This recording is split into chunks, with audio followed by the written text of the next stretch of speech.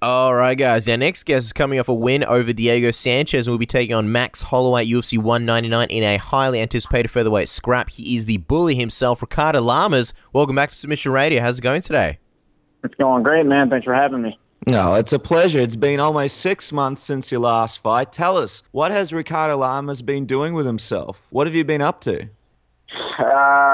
Spending a lot of time with the family. After the last fight, the holidays came around, so I just enjoyed that with the family and my wife and son, and was just hanging around waiting for a fight, and we finally booked one. So it's time to put in work. What are some of the highlights? I mean, 6 months is a long time. Any particular memories that stand out with the family? Any trips you took or anything like that? No trips, nothing. I think I don't know. One of the best memories I had was just coming home right after my fight. You're coming off a win. You're kind of on that high, and it was maybe the day after Thanksgiving. Me and my wife threw on some Christmas music, and had hot lattes, and we're putting up the Christmas tree with my son kind of there. It's the little memories like that I really like a lot. Mm-hmm. Well, apart from that, we saw that you bought a parrot recently. How's parrot life, Ricardo? And is it as glamorous as Hollywood makes it out to be? It's not. There's a lot more poop that's involved than I thought. But other than that, she's really cool, man. She's a Congo African gray. She hatched in December, so she's still real young, and she's just starting now to make all these funny noises and stuff, and I'm trying to get her to talk, and that might be a couple months before she starts talking, but I'm going to work on some impressions for her. Yeah, that's awesome. It's going to be cool to come over, and people are going to know your whole repertoire and your whole vernacular when they basically hear your parrot. Talk to us about this poop situation. Any funny poop stories? Where's the most awkward moment you found some poop? You come home and be like, "Parrot, what are you doing?" Well, we basically have her on this perch that we had in our family room, and I don't know what. I mean, she's just like me. You wake up in the morning and you take that morning dump. So as soon as I put her on the perch, she takes this huge dump, and there's a little tray under the perch. It's basically a poop catcher. Yeah. But it hits and then splatters against the wall, and my wife went insane. And I was, like, get that damn bird out of here! It's disgusting. And I had to run and clean it all up. So that's probably the grossest one I could tell so far. Wow. Well, from our records, and the spies have alerted us that you have a dog and a lizard as well. What are we going for here, Ricardo? Is there going to be a little mini zoo opening up in the house soon? That's just what I brought with me to training camp. I brought one of my dogs, I brought the parrot, and I brought one of our chameleons. So my wife is at home with another one of our dogs and another chameleon. So, yeah, we're working on putting together a little zoo. We're going to start charging admission for people to come in. Wow, it'll be like the traveling llamas circus. So you saying you bring the parrot, the dog, and the chameleon to training with you as well? Yeah, I did. Well, I had to bring the parrot because my wife is afraid of her.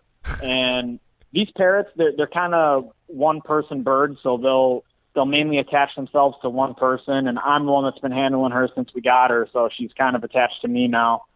So I wasn't going to leave her at home with my wife because she's too scared to even bring her out of the cage. So I brought her, and my first bull terrier, Chico, he's my right-hand man, so he had to come down with me. He's made plenty of trips down to Miami with me for training camps. And then one of the chameleons came with too. He's got a little bit of a calcium deficiency right now, so I brought him over, and hopefully the Florida sun will cure him of that. No, very nice. What's the chameleon's name? Larry. Oh, Larry. That's a great name for a chameleon. I love it. I love it. You know what? I love listening to people's names for their pets because it's just such a cute experience. One final question about the zoo. What are we looking at next? You got a dog. You got dogs. You got lizards. You got a parrot. What's on the radar next? Man, I don't know. We might have to calm down for a little bit, but my wife wants a French bulldog. I want another lizard, a frilled dragon. Wow. You saw the original Jurassic Park, right? Yeah. Original one? Velociraptor, okay, that's what you're going for? No, not a Velociraptor. It's called a frilled dragon. And basically, you remember the character that Newman from Seinfeld played in Jurassic Park? Yeah. Okay, so it's the dinosaur that killed him in the car, the one that has that big thing that kind of fluffs out around its neck. Uh-huh. So you're very ambitious, Ricardo. Elizabeth looks stuff like that. How's the wife going to react to that? I mean, poop on the wall is one thing, but like a spitting dragon, she'll kick my ass if I come home with another animal. She'll kick my ass. But you just keep it at I training. bet if it's a French bulldog, she'll love it. Yeah. I just feel like the parrot needs to be a part of your walkout for fights. Yes. Does Reebok have a thing against parrots? Can they just brand them with the Reebok logo? Will that make it okay? Maybe I'll get a little Reebok sweater to put on her. Imagine that. That's hilarious. You and your fight, the parrot flies over, just takes a big dump in the octagon. It's all fun. Oh man, that'd be hilarious. All right, let's talk about your fight. Your last fight saw you beat a legend in Diego Sanchez. Great fight, but not really one that moved you up the ladder. Now you're fighting Max Holloway, ranked number 4, a guy that seems very close to title contention. How happy are you with the matchup? I'm very happy. It's the fight that we asked for. I absolutely wanted to fight somebody that was ranked above me to move me up, and with Aldo and Edgar being matched up, and me pretty much just coming off a fight with Mendez about a year ago, I didn't think they'd give me the rematch yet. So we asked for Holloway, and they let me have him. So I think it's going to be a great fight. He's a tough kid. He's up and coming, but I've heard him saying that I've had my time, but this bull still has plenty more rodeos left in him. And UFC 199 is a great card, and you're third from the top. But just a month later, the UFC returns to Chicago for UFC on Fox 20. Is a part of you bummed out that you don't get to fight in front of your hometown? Yeah, definitely. The perfect situation would have been getting the fight with Max and getting it in Chicago, but Max didn't want to wait that long. So he wanted to go in June, preferably on 199. So, that if I wanted to fight him, it'd have to be now. So we accepted it. Yeah, of course. And look at Max, he's on an 8-fight win streak, and his last 3 wins have come against Cub Swanson, Charles Oliveira, and Jeremy Stevens. Are you impressed by the streak and him in general? Yeah, he's a great fighter. He's real good. I'm definitely impressed at the way he's been performing. But I love to play the spoiler. I've been doing it pretty much all my UFC career. Cub Swanson was a big prospect coming into the UFC from the WEC, and I finished him. Then they threw another top guy, Hasu Hiyoki, who was a legend in Japan, Sengoku champion. He was going to be the next one to step up and fight Aldo. They were all saying, and I beat him. And then Eric Koch, this young kid, like protege of Anthony Pettis, he was supposed to fight Aldo, and I finished him. And then Bermudez coming off a 7-fight win streak. He was looking to make it 8. I finished him inside of 1 round. So I don't pay attention to people's accolades and what they've done. When they step in the ring with me, it's a completely different thing. Well, speaking of spoilers, Max has beaten his recent opponents with a ton of lateral footwork, angles, and cardio. But what is the key, do you think, to beating him? I don't think he's ever faced somebody like me. I think that the closest kind of person that he has faced who's similar to me because he's a wrestler and kind of is Dennis Bermudez, and that's a fight that he lost. And, I think it's going to go the same way, man. I mean, I think my wrestling is too strong, and I'm not someone that just takes you down and sits on top of you. When I take you down, I'm punishing you. And when we're on the feet, I'm punishing you. You could see that in my last fight with Diego. They had to wheel him out in a wheelchair backstage after the fight. But, I go in there to fight, man. That's it. And it's interesting because the way we've been looking at this matchup, it's exactly the same thing. He hasn't fought a strong wrestler in a long time, and yeah, you're right, Dennis Bermudez was the last guy. But what about the actual stand-up itself? Do you feel like you have the tools to beat him on the feet as well? Of course. I'm sparring every day with some of the best guys in the world. My main sparring partner, Luis Palomino, he fights in WSOF. Mm-hmm. Talk about hand speed, angles, kicks. This guy has everything. And I'm constantly mixing it up with him every single day. So having somebody taking angles and speed, it's not going to bother me because I'm used to it. It's what I've been training with every single day out here. Well, when you look at the division, there's only 4 guys ahead of you and Max. 2 of them are fighting for the interim title belt, Aldo and Edgar, and one of them is the champion, McGregor. Do you feel like this fight between you and Max is a pretty clear title eliminator? Definitely. I think that with a win over Max, it should put me next in line for, the winner of Aldo Edgar after they unify the belt with McGregor. I think I should be Max after that with a win over Max Holloway for sure. And I mean, speaking of the title picture, a lot has been made of the fact that Aldo and Edgar are fighting for interim belt, even though, the actual champion was originally supposed to fight on the same card. What's your take? Is an interim featherweight belt necessary? I think so, man. I mean, they made an interim belt when Aldo was away. He wasn't even away for that long. And they had the interim championship between Chad and McGregor. So we don't even know when McGregor's coming back. He still got his, I believe he's set up again to fight Nate Diaz. Who knows what's going to happen in that fight and how long he's going to be out after that fight. So I think an interim belt is definitely necessary. It's interesting because the UFC have said that McGregor will return to fight to featherweight and fight the winner of Aldo and Edgar, but who really knows if that's the truth, because the Nate Diaz fight would make a lot of money. Let me ask you something. With Aldo and Edgar being for the interim title, does a part of you feel like you and Max are the backup plan in case McGregor doesn't return to the division and the UFC needs a featherweight title challenger? For sure. If Aldo and Edgar fight for the interim belt, I think the winner of me and Holloway should fight the winner of that fight for the interim belt again until McGregor comes back. I mean, assuming you beat Max, there's really nobody else for you to fight in between a title shot and the featherweight title. It doesn't look like it'll be defended until, say, UFC 201 or afterwards. Is it safe to say that you'll be sitting out and waiting for the next shot after this fight? No, I think it depends on a lot of things, on what the UFC does with the division. But I don't want to sit out, like I did before. I sat out for almost a whole year to wait for my first title shot, and I don't want to do something like that again. I want to stay busy and just keep building on my momentum. It's an interesting situation because I'm just wondering, have you considered the possibility of McGregor potentially defending his belt, then taking a fight at a different weight class, forcing you to wait even longer, or to take even more fights in the meantime? Has that sort of crossed your mind? Yeah, definitely. And if that happens, I'm not going to sit around and wait. I'm going to stay active and I'm going to keep fighting. Have you thought, I mean, obviously Holloway is the one you're focusing on now, but if you are going to stay active and keep fighting, have you thought of who the possibilities are? Because there really aren't that many. I mean, unless you have a rematch with Chad Mendes, it's either really Edgar, Aldo, or McGregor up there, unless you take someone who's ranked below you. Yeah, I mean, and that's a possibility, and I've had to do that in the past before also, take somebody ranked below me plenty of times.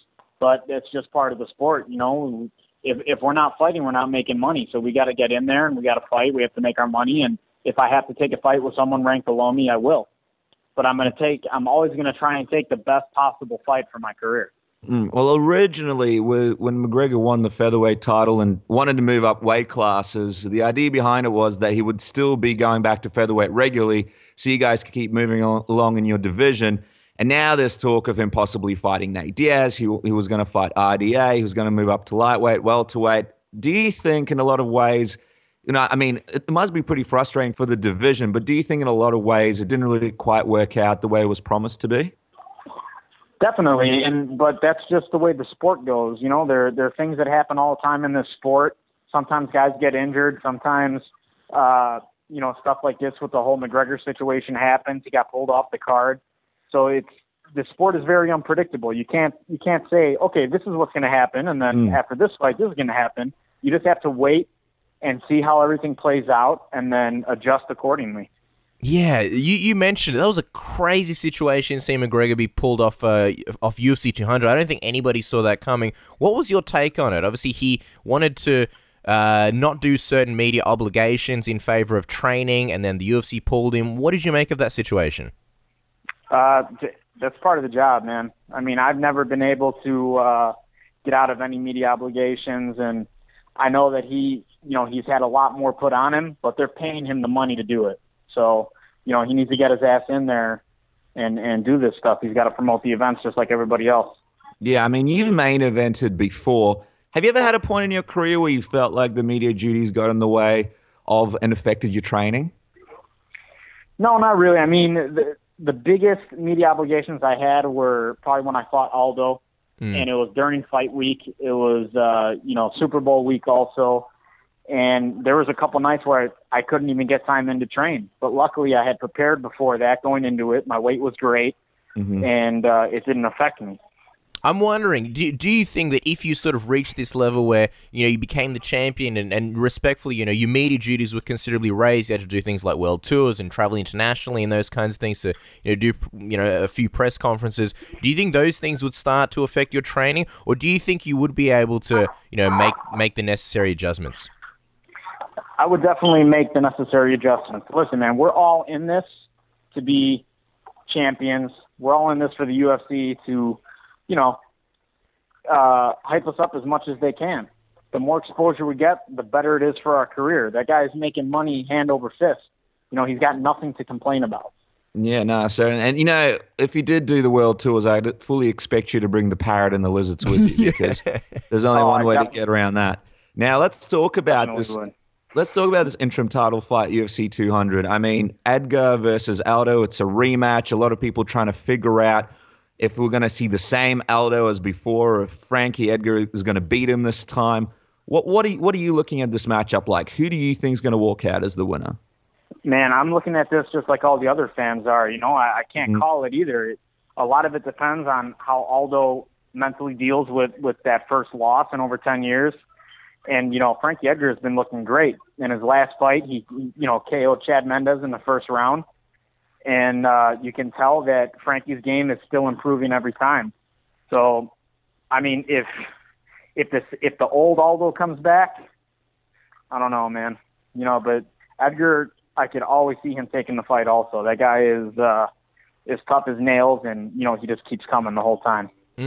Before he fought McGregor at UFC 194, there was a great article in May Fighting by Sean El Shadi about Jose Aldo's past opponents, describing how dangerous he was and how much they revered him. You were a part of that article, as were many other fighters, and it seems like, many greats in MMA, his aura of invincibility was broken, at least for now. I'm just wondering, it's hard to gauge, but how much do you think a devastating loss like that affects his confidence, especially first one in 10 years, and do you think in general he'll be the same fighter when he returns? I don't know, man. Every individual is different. But I could see Aldo. He's one of these guys that came from nothing and built himself up into a great champion. And this could have lit that fire that he needed. This could have lit that fire underneath him, and maybe we'll see him come back even more vicious. Like when he first arrived on the scene in the WEC. So we just have to sit and wait and see who shows up to that fight in July.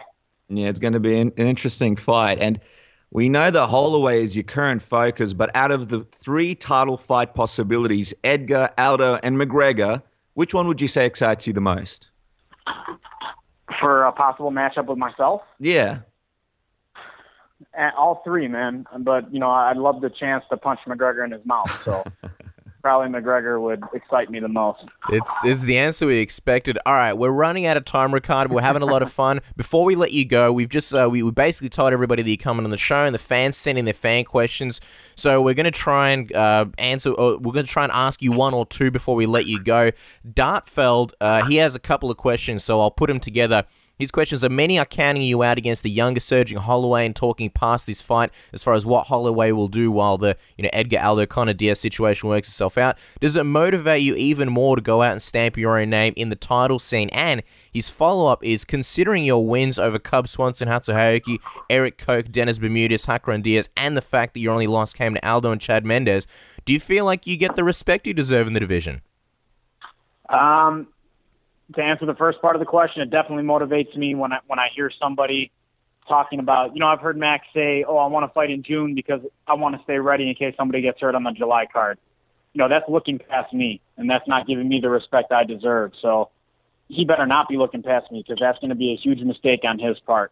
And what was the second part of the question? As far as the respect you get in the division, Dartfeld compared you to Rodney Dangerfield, saying you don't get the respect that you deserve. The only losses come to Chad Mendes and Aldo, and you've beaten a lot of tough guys. Do you feel like you get the respect you deserve? No, I don't. I think I've done a lot in this division, beaten a lot of guys and finished a lot of guys, and I don't think I get the respect I deserve, but I don't give a shit. I'm going to keep kicking the shit out of people until I do get that respect.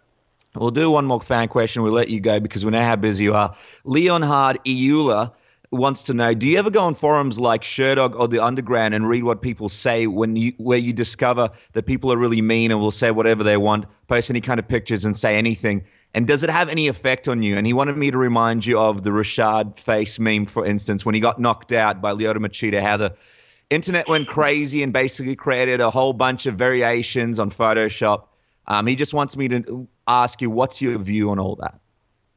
I have not gone on SureDog or any of those to read comments or anything, but, you know, I've gotten my fair share of hate tweets and stuff like that. And in the beginning, I'd get kind of mad and I'd start like talking shit back to these people. And, were you under your name? Did you have like another account where you're like, well, actually, I think Ricardo Lamas is a pretty handsome guy? right. I totally disagree. Yeah, I totally do something like that. No, I mean, I've seen some of the hate that some of these fighters get, man. You know, Ronda Rousey after her loss, that was brutal what the internet did to her. You know, and it's part of the game, man. We got all these sofa warriors, keyboard warriors that sit in their mom's basement and talk shit to professional fighters and they wouldn't say one word of that to our face in real life because they know they get the teeth slapped out of their mouth. But, you know, I just laugh at people like that. Yeah, it's the best way to go about it. The internet's brutal, and you gotta take it in stride. Finally, the most important question, Ricardo, before we let you go, give us the official prediction. When you picture yourself beating Max Holloway, how do you see it happening? How are you winning at UFC 199? I think I see a submission coming. Ooh, there you go. We'll be interested to see what happens there, guys. Don't forget to catch Ricardo Lamas on Twitter at Ricardo Lamas MMA and catch him fighting Max Holloway at UFC 199, June 4th, 5th here in Australia because we're a day later. Ricardo, thank you so much. Please look after Larry. Good luck with the zoo and good luck with the fight, UFC 199. Now, thank you, guys. I just want to say that I really appreciate all my Australian fans out there. Holy shit. You guys are, like, really fucking good. Like, it's a real pleasure to talk to you guys and have me on again. Oh my God, I thought that was my neighbor on the phone. That was one of the best Australian accents I've heard. That's hilarious. That is, yeah. I watch a lot of Summer Heights High. You guys get that down there, right? Well, you know, fun fact, Ricardo, Summer Heights High was actually filmed at our high school. And it actually had no shit. A lot of our actual teachers and students in it. It was an interesting experience. We didn't make it, but yeah, we know the show very well. But Jonah was not a classmate. Yeah, me and my wife. That's like one of our favorite shows to watch. Summer Heights High and the Angry Boys. That dude is funny as hell. What do you watch it on Netflix? No, they had it on. They had it on like HBO over here. Oh wow! That was the first time I saw it on HBO, and then they had Angry Boys on HBO also. Wow, we didn't realize it made it that big internationally, but yeah, that's awesome to hear, and that's awesome to hear that that you love that show. Anyway, we'll let you go, man. We'll get out of your hair, but pleasure chatting to you as always. We'll do it again soon. You too. Talk to you guys soon.